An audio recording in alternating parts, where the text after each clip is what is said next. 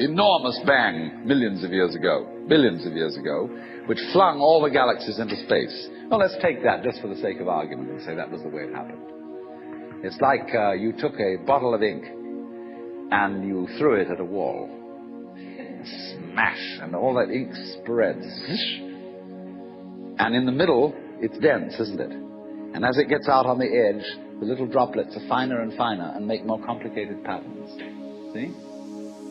So in the same way, there was a big bang in the beginning of things, and it spread. And you and I, sitting here in this room, as complicated human beings, are way, way out on the fringe of that bang. We are the complicated little patterns on the end of it. Very interesting. But so we define ourselves as being only that. If you think that you are only inside your skin, you define yourself as one very complicated little curlicue, way out on the edge of that explosion, way out in space and way out in time.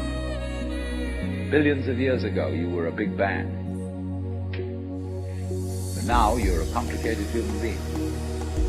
And then we cut ourselves off, like this, and don't feel that we're still the Big Bang. But you are. Depends how you define yourself. You are actually, if this is the way things started, if there was a Big Bang in the beginning, you're not something that is a result of the Big Bang.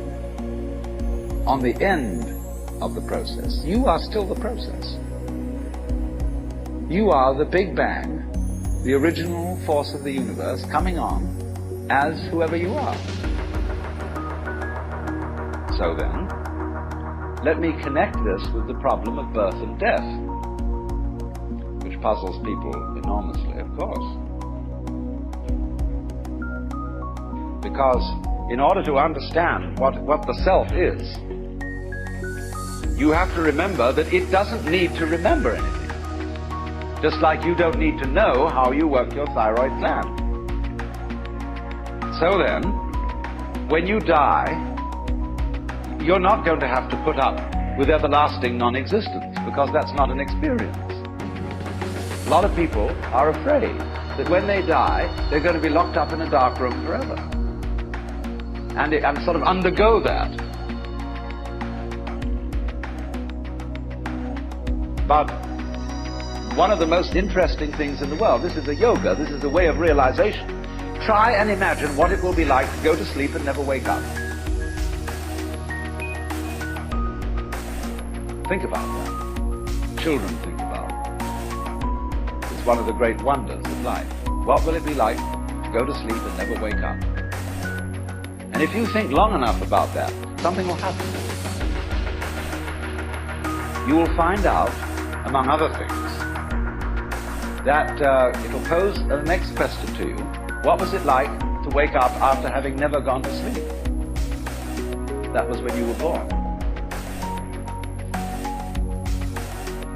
You see, you can't have an experience of nothing. Nature abhors a vacuum. So after you're dead, the only thing that can happen is the same experience, or the same sort of experience as when you were born.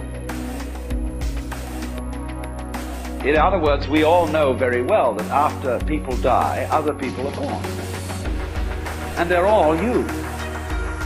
Only you can only experience it one at a time.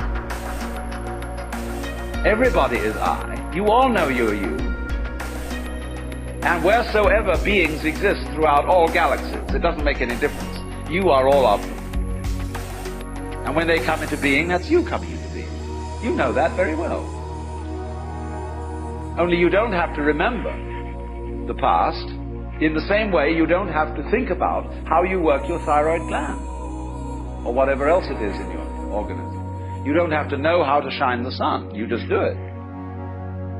Like you breathe. Doesn't it really astonish you that you are this fantastically complex thing? And that you're doing all of this and you never had any education in how to do it? You never learned, but you're this miracle?